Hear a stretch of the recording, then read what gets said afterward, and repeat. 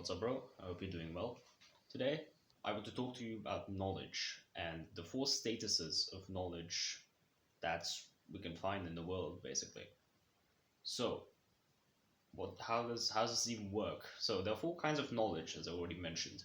There is things that we know, things that we know that we know. Just just hear me out.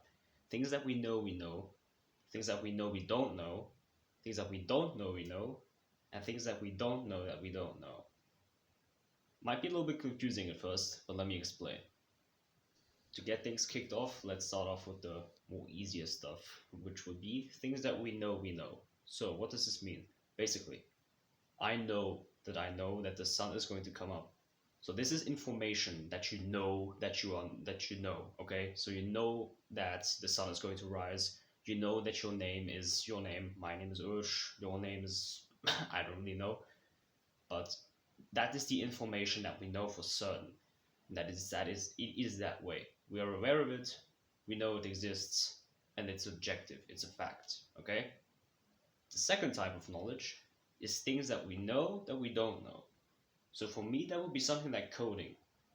I am aware that I'm not capable of coding. Okay?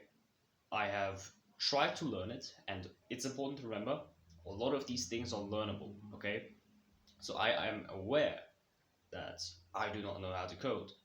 But I also know that if I really wanted to, I could make this transition from something that I know that I don't know to something that I know that I know. I hope that I'm not confusing you or anything. But yeah, that is the first two covered basically.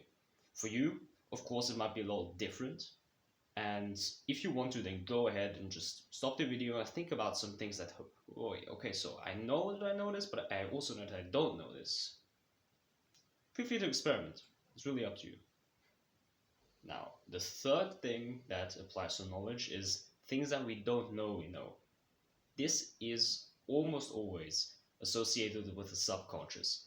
For example, I do not know that I'm pretending, but I do not know that I'm tensed up right now. Oh, okay, now I became aware. So I went from things I don't know that I know to something that went to things that I know that I know. Okay? So that would be something like your subconscious. A lot of things for this category are usually in your thoughts, okay? So maybe like subconscious beliefs, subconscious ideals, subconscious everything really. Like it might be positive, it might be negative, but you just haven't been aware of it, but you know that it exists. Okay? That is basically it for the third category. And here comes the fourth one. This is a little bit difficult. Things that we don't know that we don't know. So I actually asked ChatGPT to give me an example for this because I really couldn't come up with anything. There you go. And he said, or it said, excuse me, that imagine a South African indigenous tribe.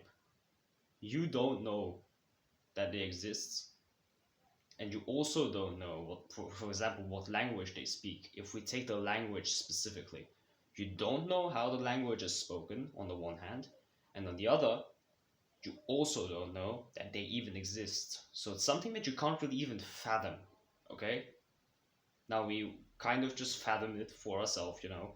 But that might be an example. Like beforehand, like 30 seconds before, you had no idea that they existed. And before that example, neither did I. Okay? One thing about this knowledge that you should, in my opinion, definitely keep in mind is that all of this knowledge, 100% of knowledge, belongs to these four categories in whole. But 99% of knowledge is in one category, and that's category 4, things you don't know that you don't know. Think about it. There are so many things in this universe. There's a bunch of other planets, a bunch of other solar systems. We don't know what's going on there. We don't know a lot of things, okay? Even as a collective of humanity. And almost everything belongs to that fourth category. What I want to say is, we know next to nothing, okay? That means that even you, like the people that you listen to for inspiration, it might be me, who knows? I don't really know. But you should not just accept everything that we say for granted. Like it might be me, it might be your mom, it might be Obama, I don't really know. But just only take the things that you can really use, and always keep a student mindset. Because at the end of the day, if humanity as a collective knows less than 1% of knowledge in this whole world, then it's better to keep a student mindset. Because through that student mindset, you can cultivate not in the whole universe's knowledge, like you can't cultivate all the knowledge or anything, but you can cultivate a lot of knowledge here that we are used to, that we know. Things that you know. Things like that you can cultivate. And you should always keep a student mindset. And with that said, that is knowledge, my boys. That is everything I have to say to how knowledge works. Thank you very much for watching. Make sure to subscribe and see you soon. Have a nice one.